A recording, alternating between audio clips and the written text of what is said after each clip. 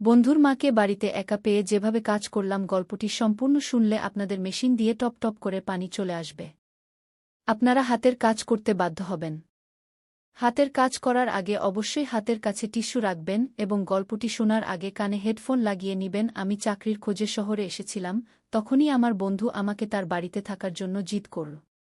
সে তার মায়ের দেখাশোনা করার জন্য বলল এবং নিজে উচ্চশিক্ষার জন্য বিদেশ চলে গেল। যেই সে বিদেশে গেল, তার মায়ের আমার প্রতি আচরণ বদলাতে শুরু করল। সে প্রায়ই আমাকে তার ঘরে ডাকত। একবার তো সে মিথ্যা অজুহাত তৈরি করে বলল যে তার খুব ভয় লাগছে এবং আমাকে তার ঘরে ডাকল। সেই রাতে যখন আমি তার পাশে ঘুমাচ্ছিলাম, তখন আঙ্কেল হঠাৎ আমার মাথায় হাত বুলিয়ে এক ভিন্ন ভঙ্গিতে বলল, মোহন, আমি জানতাম না তোমার বয়সের ছেলেরা এত বড় এবং বুদ্ধিমান হয় কি। এতটা বলেই আঙ্কেল হাতেই। হ্যালো বন্ধুরা, আজকের এই অনন্য গল্পে আপনাদের সবাইকে স্বাগতম। আমার নাম মোহন। আমি এইমাত্র চাকরির জন্য শহরে এসেছি। শহরে আসার খবর আমি আমার বন্ধু বিকাশকে দিয়েছিলাম। বিকাশ আমার সোশ্যাল মিডিয়ার বন্ধু ছিল। আমাদের বন্ধুত্ব ডিজিটাল ছিল, কিন্তু খুব গভীর। যেই আমি শহরে পৌঁছালাম, বিকাশ আমাকে স্টেশন থেকে নিতে এল এবং সেখান থেকে সরাসরি তার বাড়িতে নিয়ে গেল। বিকাশের বাড়িতে পৌঁছেই আমার নজর পড়ল এক সুন্দরী মহিলার উপর এবং আমি তাকে বিকাশের বোন ভেবে নিলাম। তখনই বিকাশ আমার ভুল ভাঙিয়ে দিয়ে বলল, মোহন, এটা আমার বোন নয়, এটা আমার মা গু। আঙ্কেল এত সুন্দর এবং যুবতী দেখাচ্ছিলেন যে আমি তাকে তার বোন ভেবেছিলাম। আঙ্কেল একজন যুবতী মেয়ের মতো লাগছিল।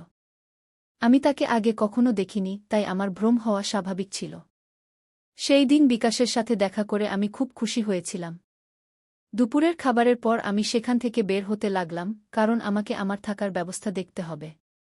আমি বললাম আমার কাজ আছে এবং সেখান থেকে বের হতে লাগলাম, তখনই বিকাশ আমাকে থামাল।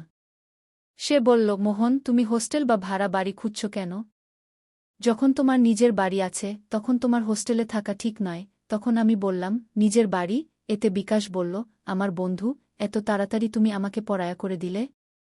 আমি শহুরে হতে পারি, কিন্তু আমিও বন্ধুত্ব রাখতে জানি। দেখো, এই বাড়িতে আমি এবং আমার মা থাকি। এখানে তুমি সহজেই অ্যাডজাস্ট করতে পারবে। যাই হোক, এখন আমি আমার উচ্চশিক্ষার জন্য কয়েক বছরের জন্য বিদেশ যাচ্ছি, তাই মায়ের দেখাশোনার জন্য তার কারও প্রয়োজন হবে।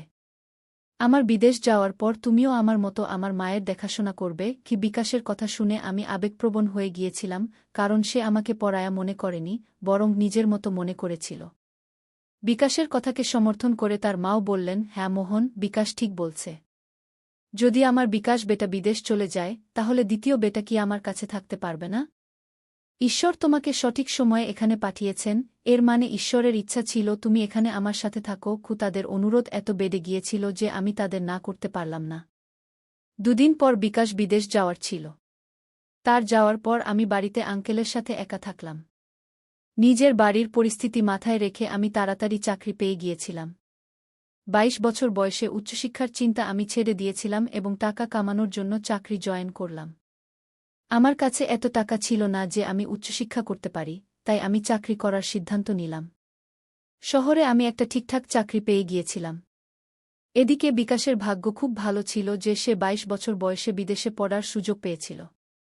যাই হোক, ভাগ্য কার কেমন হয় তা বলে আমি আমার ভাগ্যকে দোষ দেওয়া বন্ধ করে দিলাম। সেই দিনের পর থেকে আমি বিকাশের মাকে আমার মা মনে করে তার সাথে থাকতে লাগলাম। কিন্তু আঙ্কেলের মনে আমার প্রতি অনুচিত অনুভূতি ছিল, যা প্রথমে আমার নজরে আসেনি। কিন্তু ধীরে ধীরে সেই সব কথা আমার চোখে পড়তে লাগল। আঙ্কেল শহরে চাকরি করতেন। সেই রাতে আঙ্কেল আমাদের দুজনের জন্য আমার পছন্দের খাবার বানিয়েছিলেন। তিনি বললেন, আমি তোমার সোশ্যাল মিডিয়া থেকে তোমার কিছু পছন্দের কথা জেনে নিয়েছি। তুমি তোমার বায়োতে লিখেছ যে তোমাকে মহারাষ্ট্রীয় খাবার খুব পছন্দ। আঙ্কেল আমার পছন্দের খেয়াল রাখতে শুরু করেছিলেন। সেই রাতে যখন আমরা খাবার খাচ্ছিলাম, তিনি আমার পাশে এসে বসলেন। তিনি আমার থালায় একটা রুটি রাখলেন। খাবার শেষ হয়ে গেলে আমি আঙ্কেলকে সাহায্য করতে লাগলাম এবং ডাইনিং টেবিল থেকে বাসন তুলতে লাগলাম। আমার কাজ দেখে তিনি বললেন, তুমি একদম পারফেক্ট ছেলে। আমি অনেকবার বিকাশের মুখে তোমার প্রশংসা শুনেছি এবং তখন থেকেই আমি তোমার সাথে দেখা করার জন্য উৎসুক ছিলাম। তুমি আর বিকাশে অনেক তফাৎ। বিকাশ কখনো বাড়ির কাজে সাহায্য করে না, উল্টো সে বাড়ির জিনিস এদিক ওদিক ছড়ানোর এক্সপার্ট। বিকাশের মজার কিস্সা শুনে আমি হাসতে লাগলাম। হাসতে হাসতে আঙ্কেল হঠাৎ চুপ হয়ে গেলেন। আমার মনে হলো সে বিকাশের কথা মনে পড়ে আমি ভেবেছিলাম যে সে হয়তো বিকাশের কথা ভাবছে, তাই আমি তার কাঁধে হাত রেখে বললাম, আন্টি, যদি তোমার বিকাশের কথা মনে পড়ে তাহলে আমি তাকে ফোন করে দিতে পারি। তুমি এত দুঃখিত হয়ো না। তখন আন্টি আমার হাতের উপর হাত রেখে বলল, বিকাশ চিরতরে বিদেশে যায়নি, আমি তা ভালো করেই জানি। এখন আমি তার স্মৃতিতে শান্ত হয়ে বসে থাকতে চাই না, বরং আমি হঠাৎ তোমার চিন্তায় হারিয়ে গিয়েছিলাম। এরপর সে বলল, আমি ভাবছিলাম তুমি কতটা পারফেক্ট। যদি তুমি এভাবে আমাকে বারবার ইমপ্রেস করতে থাকো তাহলে আমার কি হবে? তুমি আমাকে এভাবে বারবার ইমপ্রেস করো না, নইলে তোমার পক্ষে আমাকে সামলানো কঠিন হয়ে যাবে। এ কথা বলে আন্টি আমার হাত থেকে প্লেট নিয়ে রান্নাঘরে চলে গেল। কিছুক্ষণ আমি একই জায়গায় দাঁড়িয়ে থাকলাম। আন্টির কথাগুলো আমার মাথার উপর দিয়ে চলে গেল। ধীরে ধীরে আন্টি আমার সামনে তার সৌন্দর্যের প্রভাব ফেলতে শুরু করল। সে প্রতিদিন সকালে উঠে যোগা করত। যখন আমি তাকে যোগা করতে দেখলাম তখন আমি বুঝতে পারলাম কেন সে এত যুবক দেখায়। একদিন আন্টি আমাকে অফিস থেকে তাড়াতাড়ি বাড়ি ডেকেছিল, কারণ তার মার্কেটে শপিং করতে যাওয়ার প্রয়োজন ছিল এবং সে চেয়েছিল আমি তাকে নিয়ে যাই। সেই দিন আমি দুপুরে অর্ধদিনের ছুটি নিয়ে বাড়ি এলাম। বাড়ি পৌঁছে আমি বারবার ডোরবেল বাজালাম, কিন্তু ভেতর থেকে কোনো সাড়া পেলাম না। সম্ভবত ডোরবেলও বাজছিল না। তখন আমি আমার কাছে রাখা অন্য চাবি দিয়ে দরজার তালা খুলে ভেতরে ঢুকলাম। হলরুমে কাউকে দেখতে পেলাম না। ঠিক তখনই আমি আন্টির রুম থেকে পানির শব্দ শুনতে পেলাম। আমার মনে হল বাড়ির কোনো রুম থেকে পানি চলছে, কারণ আমাকে তাড়াতাড়ি বাড়ি ডাকার পরেও আন্টি কোথাও দেখা যাচ্ছিল না। কে জানে কতক্ষণ ধরে পানি নষ্ট হচ্ছিল। আর যাতে বেশি পানি নষ্ট না হয় তাই আমি পানির শব্দের দিকে যেতে শুরু করলাম। পানির শব্দের দিকে এগিয়ে আমি একটি রুমের কাছে পৌঁছালাম, যেখান থেকে বাথরুমে পানির শব্দ আসছিল। আমি দরজা খুলতে হাত বাড়ালাম, ঠিক তখনই ভেতর থেকে দরজা খুলে গেল। সামনে আমি আন্টিকে দাঁড়িয়ে থাকতে দেখলাম, যে সম্পূর্ণ ভিজে গিয়েছিল। তার মুখে ভেজা চুল থেকে পানির ছোট ছোট ধারা পড়ছিল। তার সেই মোহনীয় রূপ দেখে কিছুক্ষণের জন্য আমি সেখানে দাঁড়িয়ে থাকলাম এবং তাকে একদৃষ্টে তাকিয়ে রইলাম। আন্টির সেই সৌন্দর্যে এতটাই হারিয়ে গিয়েছিলাম যে আমার হুঁশ ছিল না। যখন আমি দরজা বন্ধ হওয়ার শব্দ শুনলাম তখন আমার হুঁশ ফিরল। আমি বুঝতে পারলাম আন্টি আমাকে সামনে দেখে আবার বাথরুমের ভেতর দরজা বন্ধ করে দিয়েছে। আমি সেখান থেকে বেরিয়ে হলরুমে এসে বসলাম। কিছুক্ষণ পর আন্টি হলরুমে এল এবং আমাকে বলল, মোহন, তুমি এসে গেছ? আমার রুমে কেন চলে এসেছিলে? তোমার রুমে পানি আসে না? তখন আমি আন্টিকে বললাম, আমি তোমার কোনো সাড়া পাচ্ছিলাম না, তাই ভেবেছিলাম তুমি এখনও বাড়ি ফেরনি।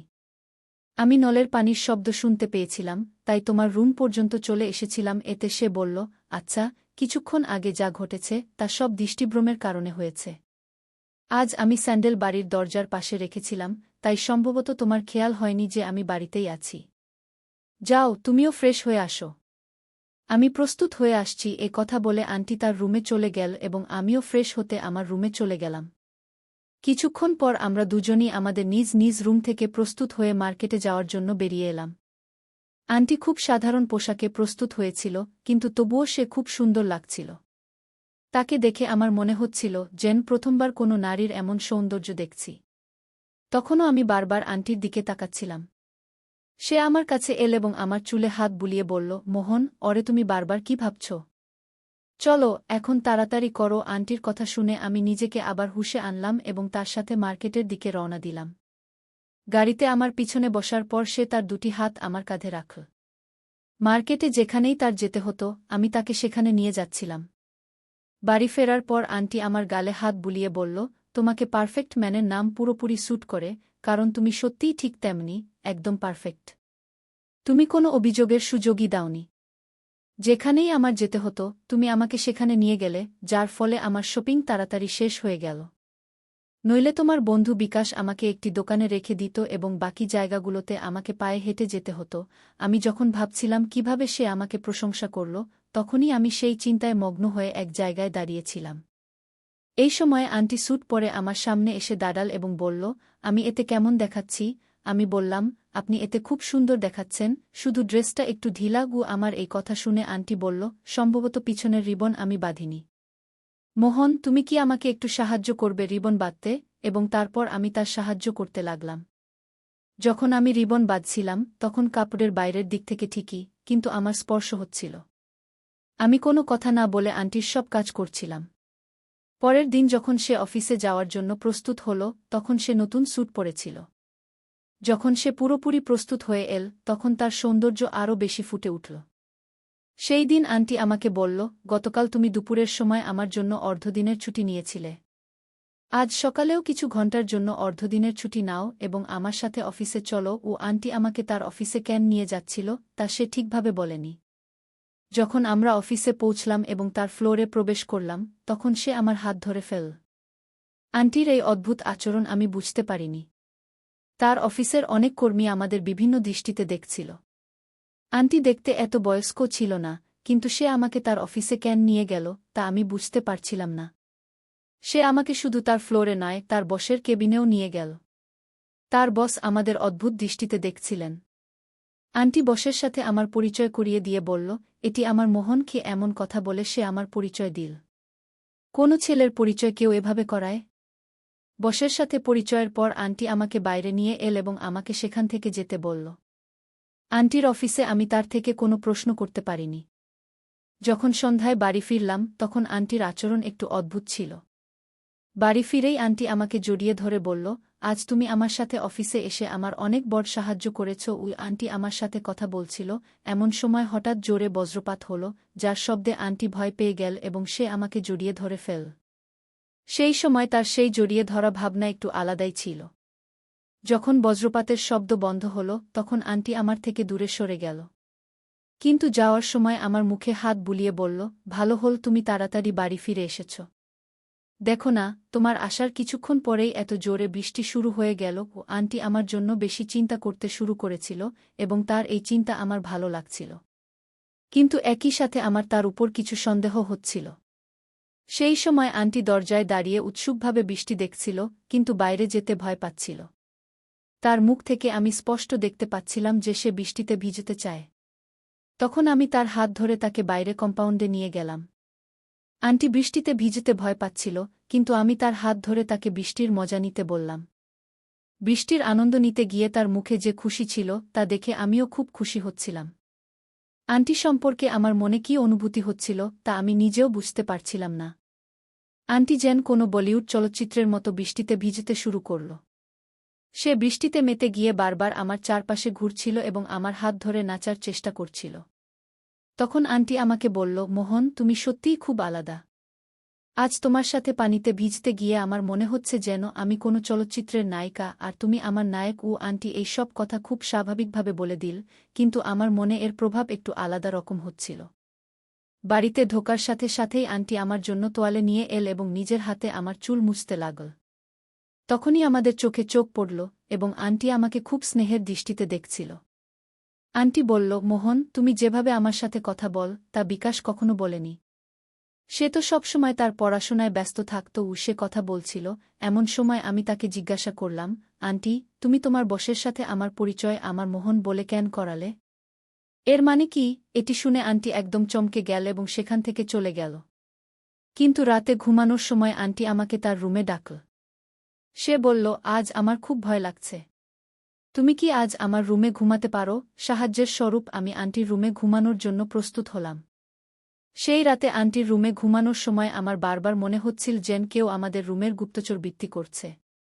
আমার চোখ কখনো দরজায়, কখনো জানালায় যাচ্ছিল। ঘুমানোর আগে আমি আন্টির দিকে তাকালাম, তখন সে আমাকে দেখছিল। আন্টি বলল, মোহন, তুমি এখনো ঘুমাওনি? আমি উত্তর দিলাম, আমার মনে হচ্ছে কেউ এই রুমের গুপ্তচরবৃত্তি করছে। এতে আন্টি বলল, আমাকেও তখন থেকে এটি ঠিক এমনই মনে হচ্ছিল, তাই আমিও ঘুমাতে পারিনি। সম্ভবত এটি আমাদের ভ্রম ছিল। এ কথা বলে আন্টি আমাকে স্পর্শ করে ঘুমানোর চেষ্টা করলেন।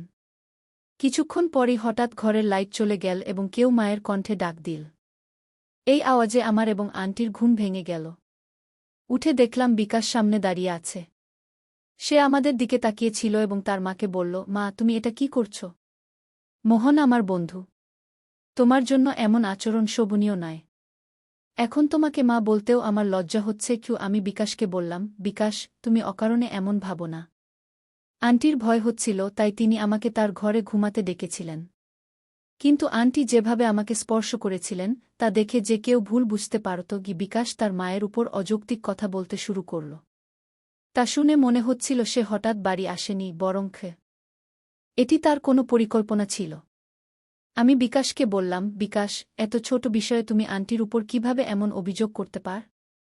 তুমি নিশ্চয়ই অন্য কোনো রাগ প্রকাশ করছ।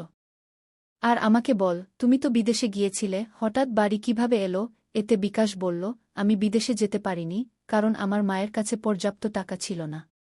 মা টাকার ব্যবস্থা করতে পারেননি, তাই আমি আমার চাচার কাছ থেকে কিছু টাকা নিতে গিয়েছিলাম। আমি মাকে বলিনি যে আমি চাচার কাছে গিয়েছি। যেদিন আমি চাচার কাছে টাকা নিতে গিয়েছিলাম, তিনি আমাকে মায়ের সম্পর্কে কিছু কথা বলেছিলেন, যা আমি আগে লক্ষ্য করিনি। আমার চাচা আমাকে বলেছিলেন যে আমরা কয়েকবার তোমার মাকে কোনো অপরিচিত পুরুষের সাথে ঘুরতে দেখেছি। আমি তার কথায় বিশ্বাস করেছিলাম, কারণ তার কথা সন্দেহ করার কোনো কারণ ছিল না। আমার বাবা না থাকা সত্ত্বেও মা এত সাজগোজ করতেন, কিন্তু এটা কার জন্য? আমি কখনোই এদিকে মনোযোগ দিইনি। সেই দিন চাচা আমার চোখ খুলে দিয়েছিলেন। তখনই আমি পরিকল্পনা করেছিলাম যে আমি মায়ের উপর নজর রাখব। সেই সময় তুমিও শহরে আসছিলে। আমার পরিকল্পনা অনুযায়ী আমি বলেছিলাম যে আমি দেশে যাচ্ছি এবং তোমাকে মায়ের সাথে থাকার জন্য জিদ করেছিলাম। আমি জানতাম যে আমার মায়ের খারাপ প্রভাব তোমার উপরও পড়তে শুরু করবে। তোমরা দুজনের মধ্যে যা চলছিল তা আমি বুঝতে পেরেছিলাম। মোহন, আমি তোমাকে এর জন্য দোষী মনে করি না। আসলে ভুল আমার মায়ের। তার নিয়ত খারাপ। তুমি শুধু তার কথায় প্রভাবিত হয়েছ। যখন বিকাশ শান্ত হল, তখন আমি তাকে বললাম, তুমি তোমার মায়ের উপর অভিযোগ করেছ, এখন খুশি হয়েছ? এখন বল, আর কিছু বাকি আছে কি? যদি থাকে তাহলে সেটাও বলে ফেল, কারণ পরে তোমার বলার সুযোগ থাকবে না। তখন আমি বললাম, বিকাশ, তুমি আমাদের উপর নজর রেখেছ, কিন্তু যা তুমি দেখার চেষ্টা করছিলে তা তুমি দেখনি। সে আমাকে তার অফিসে নিয়ে গিয়েছিল কারণ তার নতুন বস তার উপর নজর রাখছিল এবং তার সামনে এটা প্রমাণ করতে চেয়েছিল যে সে একা নয়, তার সাথে তার যুবক ছেলেও আছে। বসকে ছেলের ভয় দেখানোর জন্য সে আমাকে অফিসে নিয়ে গিয়েছিল। আর এখনও যখন সে আমাকে স্পর্শ করে ঘুমাচ্ছিল, তখন এটা এজন্যই যে সে আমার এবং তোমার মধ্যে কোনো পার্থক্য করে না। যদি তুমি অন্যের কথা শোনার বদলে তোমার মাকে বোঝার চেষ্টা করতে, তাহলে তোমার মুখ থেকে মায়ের সম্পর্কে এমন অশোভন কথা বের হতো না। কয়েকদিনের মধ্যেই আমি বুঝতে পেরেছিলাম যে আন্টি বাড়িতে থাকা সত্ত্বেও একা ছিলেন, যদিও তার যুবক ছেলে তার সাথে ছিল। তিনি তোমার কারণে দ্বিতীয় বিয়ে করেননি। তিনি শুধু তোমার জন্যই বেঁচে ছিলেন। কিন্তু যখন তোমার উপর মায়ের দেখভালের দায়িত্ব এলো, তখন তুমি মায়ের দিকে মনোযোগ দেওয়ার বদলে নিজের জগতে হারিয়ে গিয়েছিলে এবং মানুষের কথা শুনে মায়ের উপর অবিশ্বাস প্রকাশ করেছ। আমি কথা বলছিলাম, তখন আন্টি আমার কাঁধে হাত রেখে বললেন, মোহন, তোমার মধ্যে যে বুদ্ধিমত্তা আছে সম্ভবত তা বিকাশের মধ্যে নেই। কারণ আমি তাকে কখনো কোনো কিছুর জন্য সংগ্রাম করতে দিইনি। আমি তাকে সবকিছু সময়মতো দিয়েছি। কিন্তু আজ আমার ছেলে আমার ভালোবাসার বদলা আমাকে অবিশ্বাস করে শোধ করেছে। তোমার চাচা চাচি তোমাকে আমার বিরুদ্ধে উস্কে দিয়েছে, যাতে আমাদের মধ্যে দূরত্ব তৈরি হয়। চাচির কাছে সাহায্য চাওয়ার আগে আমি তোমার চাচার কাছে তোমার বাবার সম্পত্তির অংশ চাইতে গিয়েছিলাম। কিন্তু তিনি আমাকে কিছু দিতে অস্বীকার করেছিলেন। তখন আমি তাকে হুমকি দিয়েছিলাম যে আমি তাকে আদালতে টেনে নিয়ে যাব। যে তোমার চাচার কাছে তোমার অধিকার চাইতে গিয়েছিলাম তা শুধু তোমার জন্যই ছিল। কারণ আমি তোমার সুখ নষ্ট করতে চাইনি।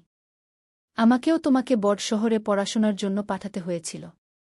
কিন্তু আমি জানতাম না যে তুমি এত তাড়াতাড়ি অন্যের কথায় প্রভাবিত হয়ে যাবে। আজ তুমি তোমার মায়ের ভালোবাসার এটাই প্রতিদান দিলে। বেটাকে এ কথা বলে আন্টি কেঁদে ফেললেন। আন্টির কথা শুনে বিকাশের বুদ্ধি ফিরে এল।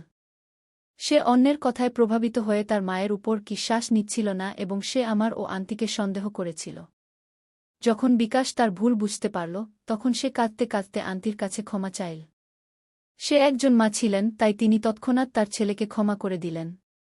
ক্ষমা চাওয়ার পর সে আমাকে তার বাড়িতে থাকার জন্য জোর করতে লাগল, কিন্তু এখন আমি সেখানে থাকতে পারছিলাম না কারণ সেই মা ও ছেলের তাদের সম্পর্ক ঠিক করতে সময় প্রয়োজন ছিল।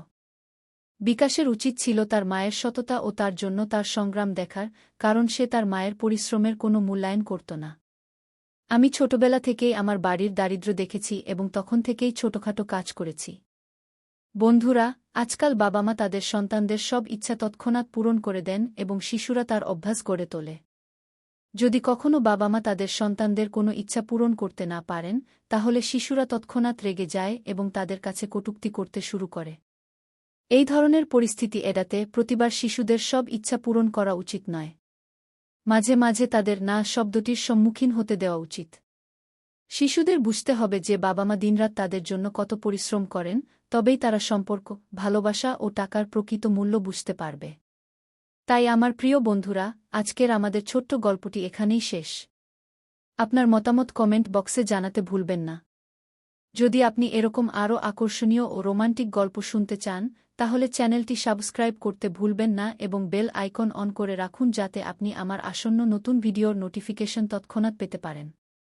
আগামীকাল আবারও একটি নতুন গল্প নিয়ে দেখা হবে। ধন্যবাদ।